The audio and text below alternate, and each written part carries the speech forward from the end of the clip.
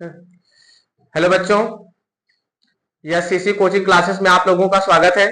मैं Shoaib Ahmad class 10th के इस लेक्चर नंबर 3 में आपका हार्दिक स्वागत करता हूं, जिसमें हम लोग प्रकाश के बारे में पढ़ रहे थे। हम लोगों ने दर्पण और दर्पण से संबंधित कुछ परिभाषाएं यहां तक हम लोग पढ़ चुके थे।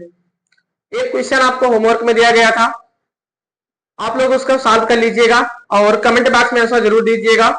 चलिए आगे चलते हम लोग अगला क्वेश्चन देखते हैं। तब हम लोग प्रकाश के ये जो परावर्तन है इसका नियम पढ़ेंगे। अभी हम लोग आगे देखते हैं, इसमें एक क्वेश्चन और देखते हैं। क्वेश्चन देखेंगे, एक प्रकाश की किरण, इंपॉर्टेंट क्वेश्चन है, क्लास 10th के लिए पेपर में पूछा गया है। एक प्रकाश की किरण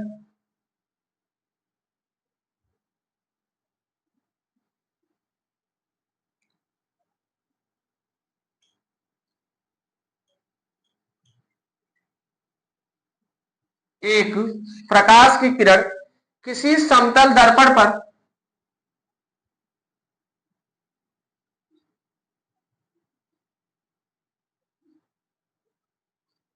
किसी समतल दर्पण पर एक प्रकाश की किरण किसी समतल दर्पण पर अभिलंबवत आपतित होती है।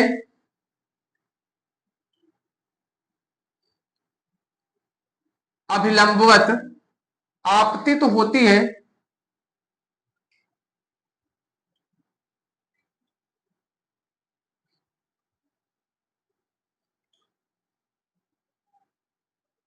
अभिलंबवत आपतित होती है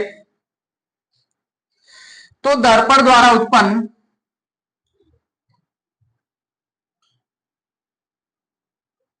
दर्पण द्वारा उत्पन्न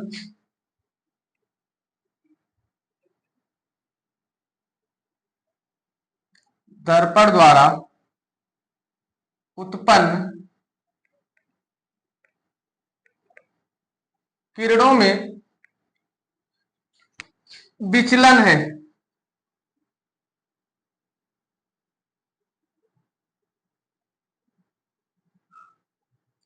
दर्पण द्वारा उत्पन्न किरणों में विचलन है। चलिए देखते हैं, समझने का प्रयास करते हैं। इसमें देखेंगे एक वर्ड आया है समतल दर्पण, जिसको प्लेन मिरर बोलते हैं इंग्लिश में।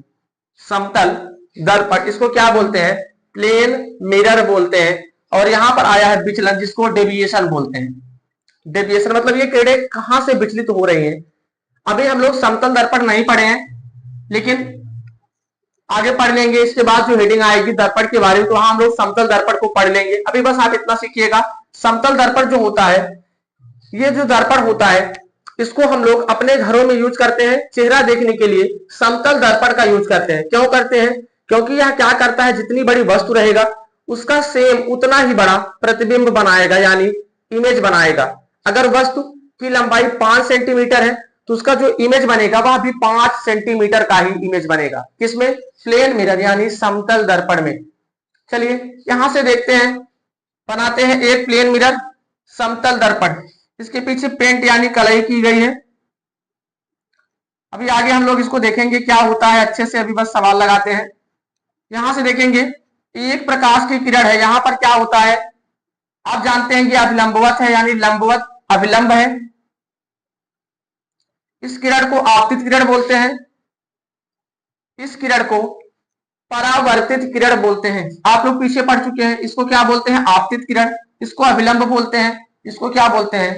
परावर्तित किरण बोलते हैं। यहां पर देखेंगे एक प्रकाश की किरण किसी समतल दर्पण पर अभिलंबवत आपतित होती है। अभिलंबवत का मतलब ये होता है कि 90 अंश के कोण पर क्या होती है?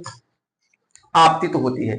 यहां पर ये जो किरण आ रही है, कौन सी किरण है ये? आप जानते हैं ये आपतित किरण है। ये वाली किरण इस स्थिति में यहां से ना आकर के कहां से आ रही है, तो आप देखेंगे ये वाली किरण इसी अभिलंब से होती हुई आ रही है। कहां से आ रही है?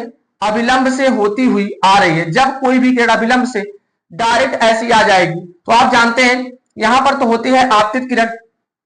यहां पर क्या होती है? आपतित किरण। ये वाली किरण को यहां से आना चाहिए था, लेकिन यह किरण यहां से ना करके यहां से आ रही है, डायरेक्ट अभिलंबवत से आ रही है।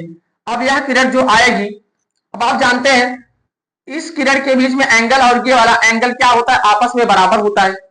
लेकिन अगर इन दोनों के बीच में हमें एंगल नहीं पता है, किरण अभिलंबवत आने का मतलब है ये वाला एंगल क्या हो जाएगा, जीरो अंश हो जाएगा। क्या हो जाएगा, जीरो अंश हो जाएगा।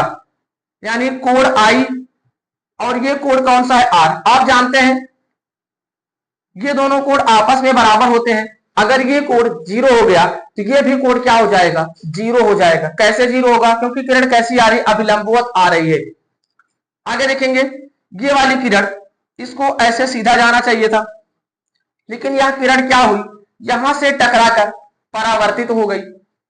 यहां से टकराई और ऐसे आगे निकल गई, इसी घटना को तो परावर्तन बोलते हैं। लेकिन ये वाली किरण अगर रियल में देखा जाए, इस किरण को ऐसे सीधा जाना चाहिए था, इस किरण को ऐसे सीधा जाना चाहिए था। अब आप देखेंगे यहां पर ये वाला कोण जो बनेगा, ये वाला कोण बनेगा, इसी कोण को बोलते हैं विचलन कोण। इसी कोण को क्या कहते हैं, विचलन कोण कहते हैं, जिसको क्या बोलते हैं, डेल बोलते हैं, यानी डेल्टा बोलते हैं, विचलन कोण डेल्टा। यहां से आप जानते हैं विचलन कोण निकलता कैसे है, इसका जो फार्मूला होता है, इस फार्मूला याद रखेंगे आप लोग। निकालने का फार्मूला है 180 माइनस ब्रैकेट में angle I plus angle R. क्या हो जाएगा, 180 minus angle I plus angle R, या कहीं कहीं आपको ऐसा भी देखने को मिलेगा, या del equal to pi, del equal to pi minus I plus R. यहां पर जो पाई है, पाई का मान आपको 22/7 ना रख करके 180 रखना है। कितना रखना है, 180 रखना है। तो आप देखेंगे हमसे क्या पूछा था, विचलन कोण पूछा था, या विचलन पूछा था। विचलन का मतलब एंगल ऑफ डेविएशन होता है, विचलन कोण होता है। इस किरण को ऐसे सीधा जाना चाहिए था, लेकिन यह किरण सीधा ना जा करके यहां से टकरा कर इधर चली गई। तो यहां पर मान रखते हैं हम लोग, देखते हैं सॉल्व करते हैं इसको। ये हो जाएगा डेल 180 माइनस आई का मान 0 प्लस आर का मान 0। कैसे ये 0 हुआ, क्योंकि यह किरण अभिलंबवत आ रही है। जब भी कोई भी किरण अभिलंबवत दर्पण पर गिरती है तो एंगल आई और एंगल आर का मान क्या हो जाता है, 0। इस स्थिति में क्या हो जाएगा, एंगल आई का मान 0 होगा। आप जानते हैं कोण आई और कोण आर आपस में बराबर होते हैं, इसीलिए यह दोनों क्या हो जाएंगे, 0 हो जाएंगे। हो जाएगा यहां से 180 माइनस 0, इसका मतलब जो डेल निकल के आएगा 180 अंश निकल के आ जाएगा। आंसर इसका कितना बनेगा, विचलन कोण कितना बन जाएगा, 180 अंश बन जाएगा। आगे देखेंगे, अगर यहां से कोई आपको आई और आर पूछ ले तो कितना हो जाएगा, आई और आर दोनों मिलकर क्या हो जाएंगे, 0 और 0 अंश हो जाएंगे। उम्मीद करता हूं क्वेश्चन आपको समझ में आया होगा। ये फार्मूला याद रखिएगा विचलन निकालने का, del equal to 180 minus I plus R. आगे चलते हैं, इसी पर एक सवाल और देखते हैं, इसको स्क्रीनशॉट ले लीजिए, तब आगे चलते हैं।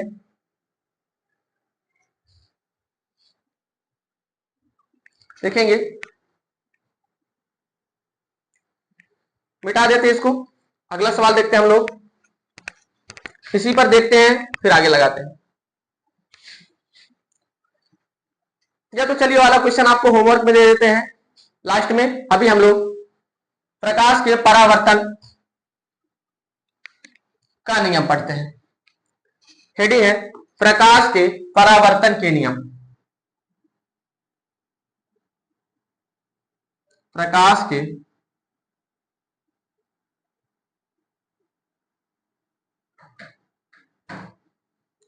परावर्तन के नियम, प्रकाश के परावर्तन के नियम, rules of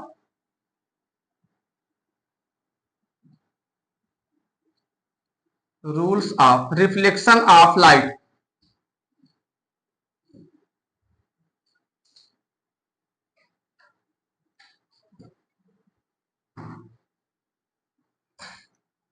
rules of reflection of light, प्रकाश के परावर्तन के नियम। आप जानते हैं प्रकाश के परावर्तन के कितने नियम हैं, 2 नियम है। दोनों नियम कैसे निकलते हैं, हम लोगों ने इससे पहले वाली क्लास में एक फिगर पढ़ा था कि दर्पण से संबंधित कुछ परिभाषाएं थी। तो पहला नियम क्या है,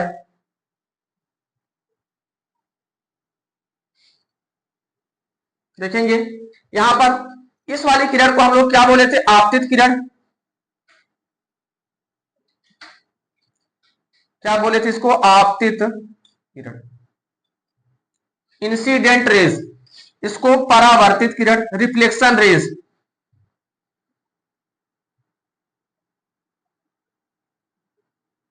इसको क्या बोले थे, अभिलंब।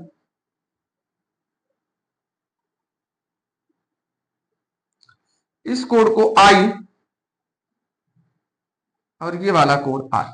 यहां से देखेंगे प्रकाश के परावर्तन के दो नियम हैं। प्रकाश के परावर्तन के कितने नियम हैं, तो आप लोग कहेंगे प्रकाश के परावर्तन के दो नियम हैं। पहला नियम क्या है, पहला नियम देखेंगे, आपतित किरण, आपतित किरण, परावर्तित किरण और अभिलंब तीनों एक ही तल में होते हैं। देखिए आपतित किरण ये हो गई, परावर्तित किरण और अभिलंब तीनों क्या है, एक ही तल में है। तीनों क्या है, एक ही तल में है। तो आपतित किरण,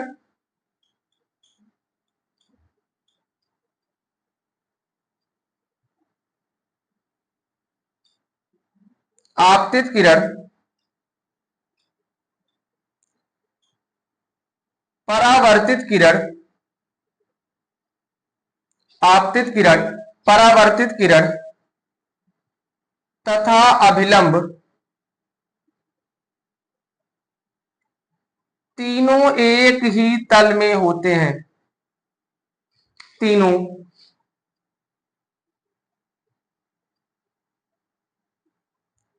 एक ही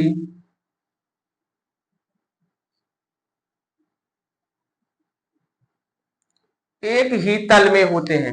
दूसरा नियम क्या है इसका, समझने का प्रयास करिएगा। दूसरा, एंगल आई और एंगल आर ये क्या होते हैं, आपस में बराबर होते हैं। इससे पहली वाली क्लास में हम लोग इसको पढ़े थे, बस समझे थे लेकिन रूल को लिखे नहीं थे। कोण आई और कोण आर आपस में बराबर होंगे। अगर ये वाला कोण 40 अंश है तो ये भी 40 अंश, अगर ये वाला कोण 70 अंश है तो ये भी कितना हो जाएगा, 70 अंश हो जाएगा। यानी आपतन कोण,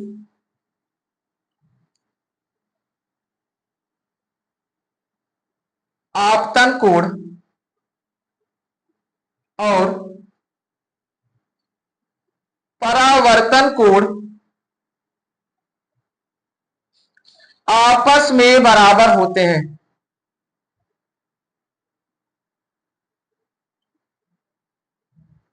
आपस में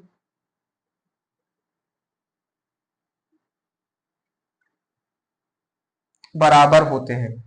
आपतन कोण और परावर्तन कोण क्या होते हैं, आपस में बराबर होते हैं। अर्थात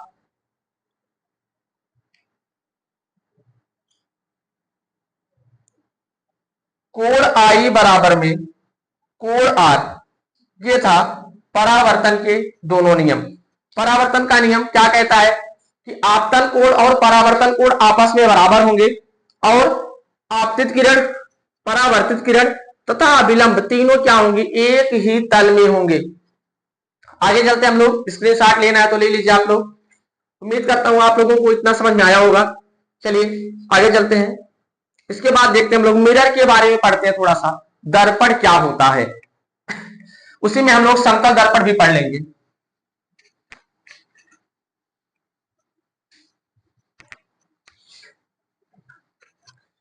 क्या होता है दर्पण यानी मिरर, देखते हैं।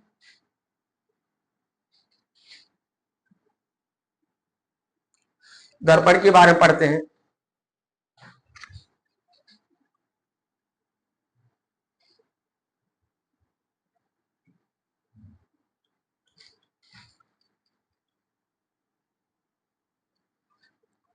मिरर यानी दर्पण, देखते हैं दर्पण होता क्या है। आप जानते हैं दर्पण का मतलब होता है शीशा। दर्पण का क्या मतलब होता है, शीशा।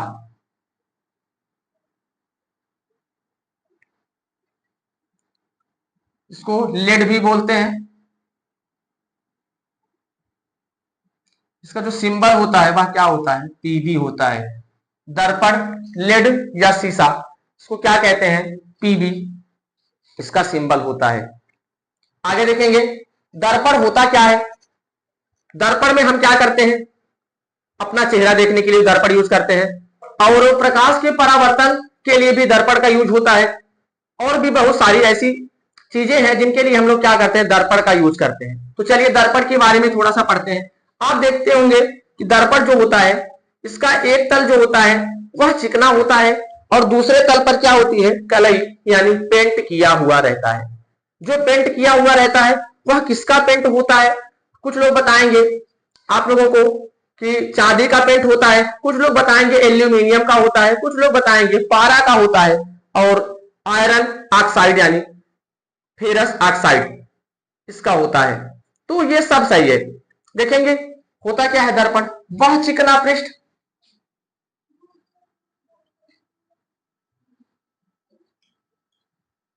वह चिकना पृष्ठ जिसके एक तल पर जिसके एक तल पर चांदी, जिसका सिंबल होता है एजी यानी अर्जेंटम, चांदी या लाल ऑक्साइड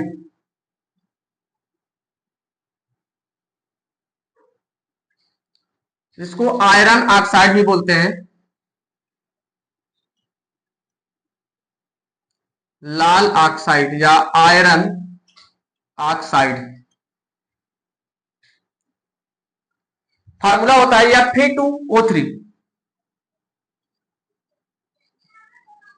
Fe2O3। वह चिकना पृष्ठ जिसके एक तल पर चांदी या लाल ऑक्साइड की कलई करके की कलई जिसको पेंट कहते हैं, कलई करके दूसरे तल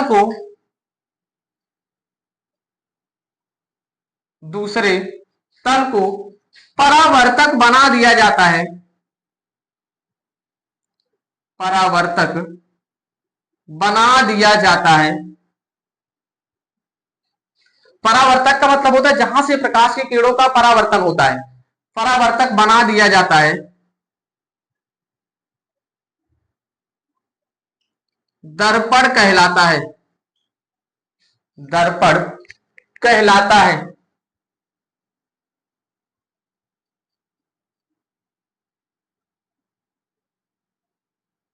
वह चिकना पृष्ठ जिसके एक तल पर चांदी या लाल ऑक्साइड की कलई करके दूसरे तल को क्या करते हैं, परावर्तक बना देते हैं, क्या कहलाता है, तो आप बताएंगे उसे दर्पण बोलते हैं। आगे देखेंगे दर्पण का प्रकार, यह कितने प्रकार का होता है, टाइप्स ऑफ मिरर।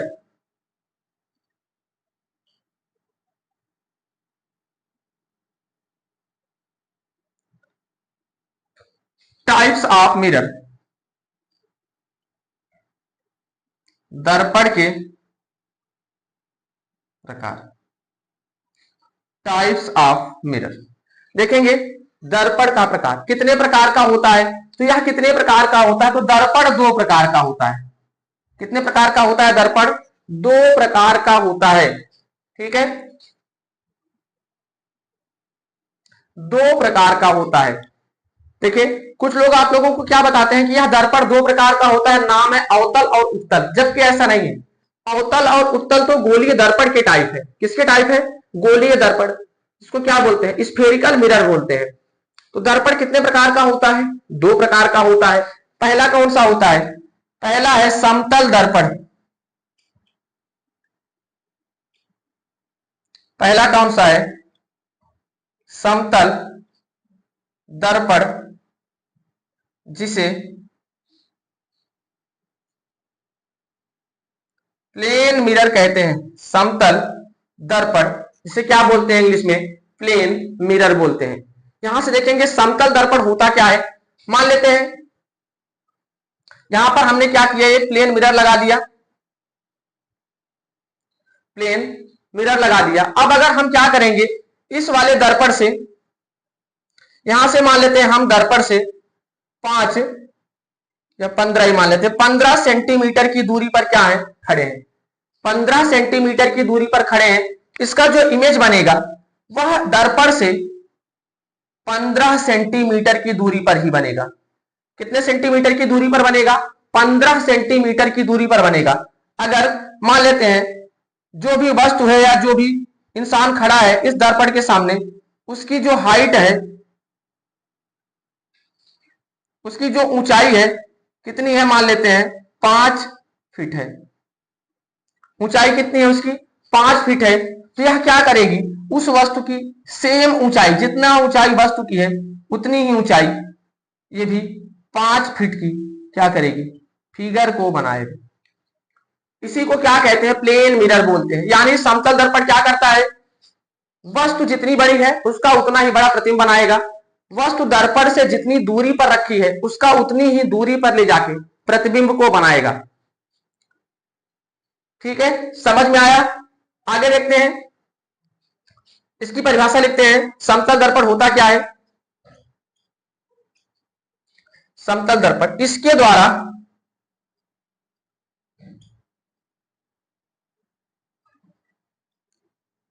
द्वारा सदैव मतलब हमेशा आभासी, अभी आभासी और वास्तविक के बारे में हम लोग आगे पढ़ेंगे, अभी बस इतना सीखते हैं। इसके द्वारा सदैव आभासी, एक पॉइंट याद रखिएगा, आभासी प्रतिबिंब जो भी होता है वह प्रतिबिंब हमेशा सीधा होता है। आभासी कैसा होता है, सीधा होता है। और जो काल्पनिक होता है, इसी आभासी का दूसरा नाम क्या है, काल्पनिक है, जिसको इंग्लिश में क्या बोलते हैं, वर्चुअल इमेज बोलते हैं।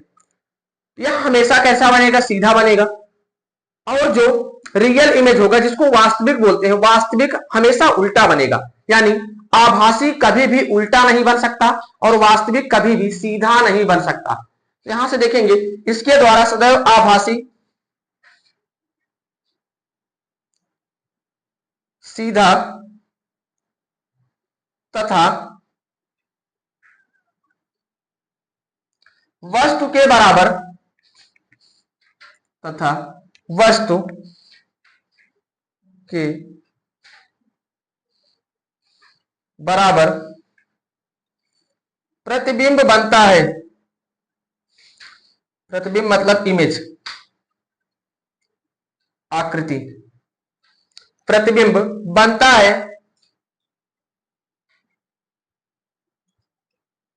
क्या कहलाता है, समतल दर्पण कहलाता है। कैसा प्रतिबिंब बनेगा, आभासी बनेगा, सीधा बनेगा और वस्तु के बराबर प्रतिबिंब बनेगा। आगे देखेंगे, समतल दर्पण का आवर्धन कितना होता है, तो आप बताएंगे +1 होता है। अच्छा, आवर्धन क्या होता है, आवर्धन वस्तु की लंबाई और प्रतिबिंब की लंबाई, यानी वस्तु कितनी लंबी है और प्रतिबिंब कितना बड़ा बना है, दोनों का अनुपात निकाल लेंगे, दोनों को बटे में लगा देंगे, जो भी आंसर निकल के आएगा वही क्या कहलाता है, आवर्धन कहलाता है। ठीक है, तो इसका जो आवर्धन होता है वह +1 होता है। अच्छा, +1 क्यों होता है, क्योंकि आप देखेंगे 15 सेंटीमीटर पर वस्तु रखी गई है और इसका जो इमेज बना है, इस वस्तु का यह जो इमेज बना है वह भी कितनी सेंटीमीटर पर बना है, तो 15 सेंटीमीटर पर बना है। अगर हम यहां से इसका आवर्धन काउंट करना चाहें तो m बराबर होता है, यहां से रखेंगे तो 15/15 कट जाएगा, तो इसका आवर्धन क्या निकल के आएगा, 1। इसका आवर्धन क्या होता है, प्लस होता है। प्लस क्यों होता है, प्लस का मतलब होता है इसका आवर्धन सीधा बनता है। सीधा बनने का मतलब प्रतिबिंब भी क्या बनेगा, सीधा बनेगा। अगर m का मान प्लस में आएगा तो हम कहेंगे जो आवर्धन होगा वह प्लस होने का मतलब वस्तु का इमेज जो बनेगा वह सीधा बनेगा। अगर इसका मान माइनस में आ जाता तो हम बताएंगे जो इमेज बनेगी वह उल्टी बनेगी, यानी निगेटिव हो जाएगी। तो लिख लेते हैं, इसका आवर्धन, यह इंपॉर्टेंट क्वेश्चन है, 10th के लिए काफी बार पेपर में पूछा गया है।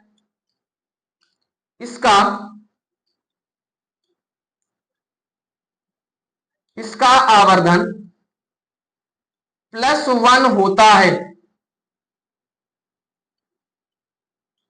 +1 होता है। आवर्धन कितना होता है, +1 होता है। समतल दर्पण की फोकस दूरी, इसकी फोकस दूरी, किसकी फोकस दूरी, समतल दर्पण की, इसकी फोकस दूरी अनंत होती है, इनफाइनाइट होती है, अनंत होती है।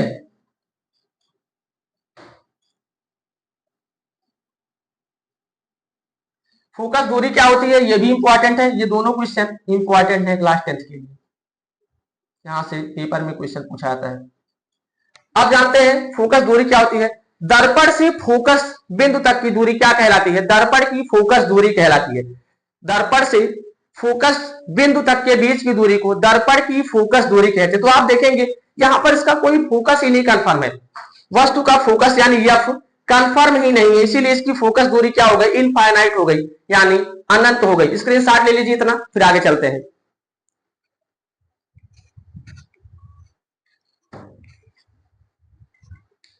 चलिए आगे चलते हैं, हम लोग दर्पण का दूसरा टाइप पढ़ते हैं जिसका नाम है गोलीय दर्पण।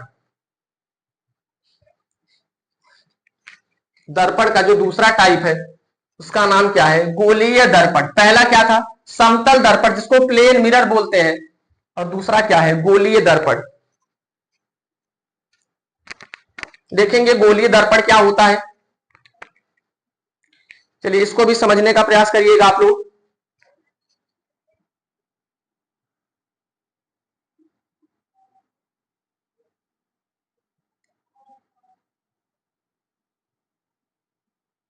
गोलीय दर्पण जिसको क्या बोलते हैं, स्फेरिकल मिरर।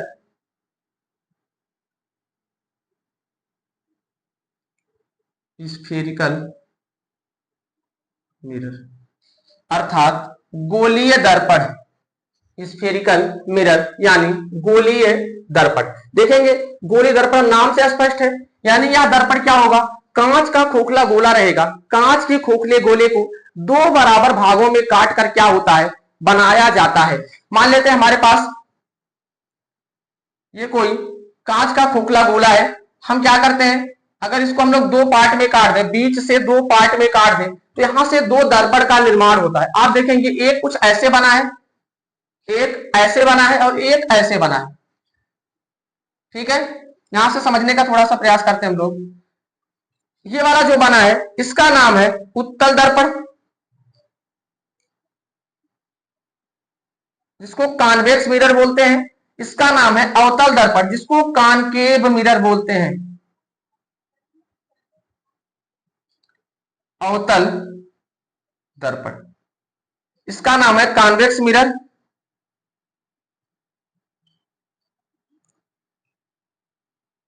Convex mirror. इसको बोलते हैं कॉनकेव मिरर।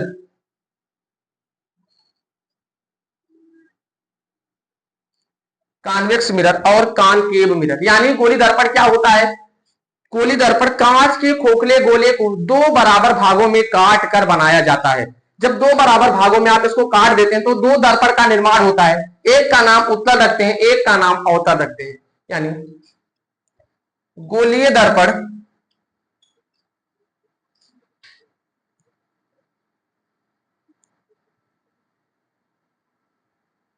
गोलीय दर्पण कांच के खोखले गोले को, कांच के खोखले गोले को दो बराबर भागों में काट कर बनाया जाता है।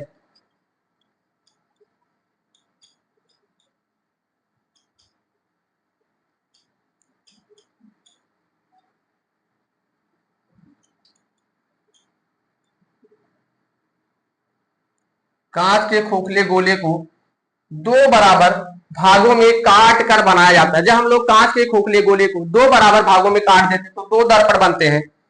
यह दो प्रकार का होता है। यह कितने प्रकार का होता है, यह दो प्रकार का होता है।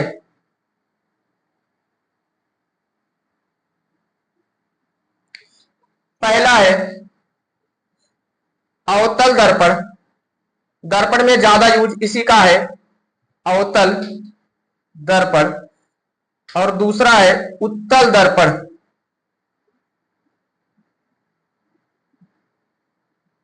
को बोलते हैं कॉनकेव मिरर।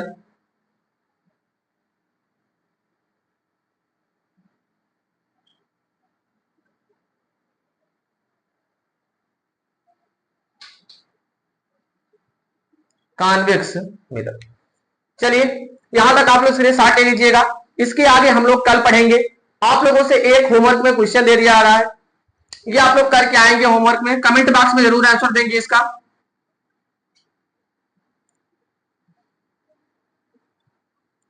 क्वेश्चन है समतल दर्पण का उपयोग कहां करते हैं? समतल दर्पण का उपयोग कहां किया जाता है?